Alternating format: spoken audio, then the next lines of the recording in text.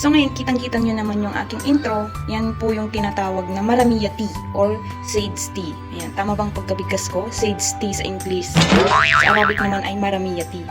Diba? Nakakatuwa yung background ko. So ngayon, marami parang benepisyo tong tea na to.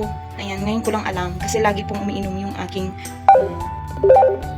among lalaki, laging umiinom nito pagkatapos kumain. So marami parang benepisyo. Nabasa ko to sa Google. Ayan, so nag-search kasi ako kung bakit ba laging umiinom yung amo ko nito pagkatapos kumain. Nag-search ako sa Google. Ang dami palang benepisyo. Ayan.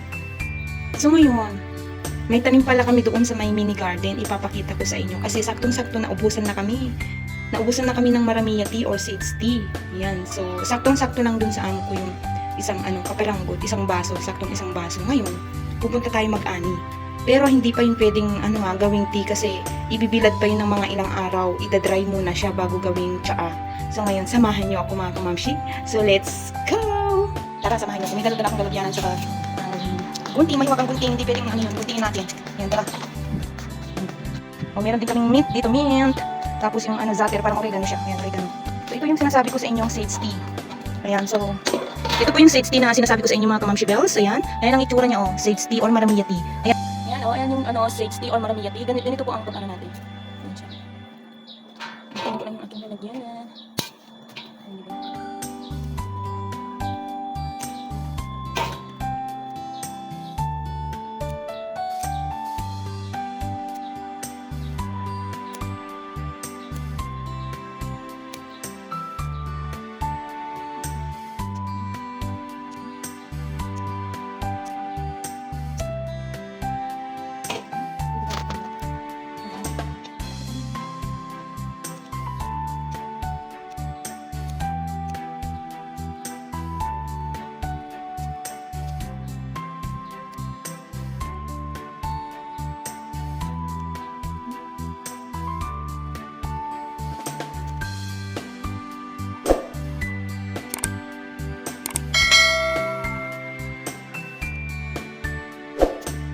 Okay, so ang gagawin ko dito ay hugasan lang ng kaunti tapos ko na siya, ibibilad ko na siya. Pero ipapakita ko sa inyo kung paano ko siya hugasan. Pero lang, malinis naman to mga kamamshi.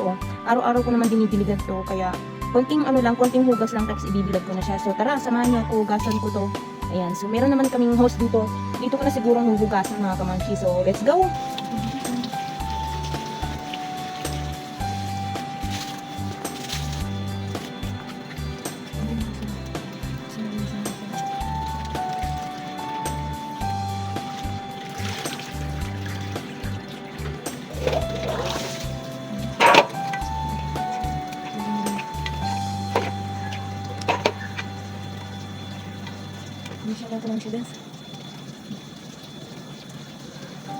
Saktong-sakto may dito, may araw. So dito ko na lang siya i-stay. Ayan.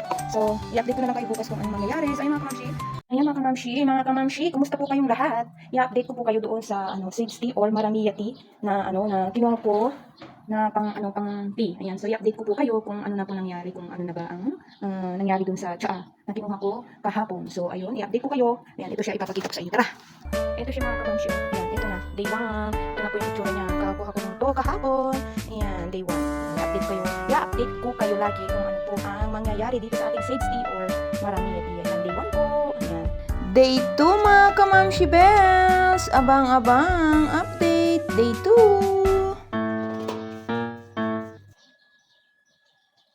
Hello mga kamamshi bells. Ayan, day 3. Abang-abang update. Day 3.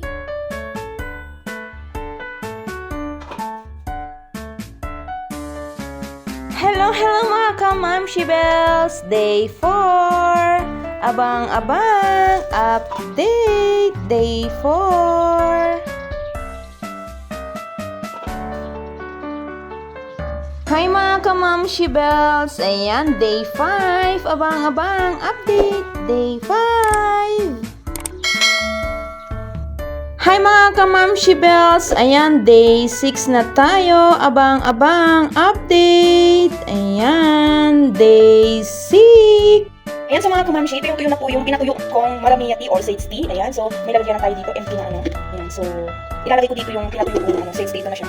Ayan siya. So tuyo-tuyo na siya, crunchy na siya. Ganyan po ang magpatuyo ng sage tea. Kailangan natin ng pasyensya o haba ng pasyensya. Ayan, so pag ganito na yung kahoy niya, ayan, yung ano nagkakrak na siya, pwede na po siyang gawing tsaa. Ayan, lamang po mga kamamshi, ang i-share ko sa inyo for today mga kamamshi. Ayan, so sana ay mapanood nyo pa yung aking unang in-upload sa aking Maris Vlog para makita nyo po kung ano po yung benepisyo ng sage tea or maramia tea. Ayan, so mga kamamshi, lalagay ko na po dito at pwede na po siyang gawing tsaa. Ayan.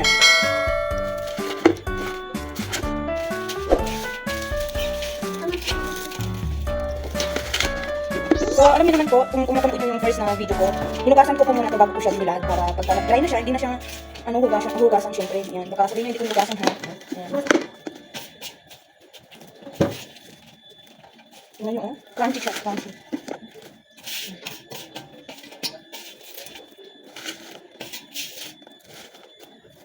Oh, eksakto, oh. Eksakto yung nilagyanan ko, isang ganito,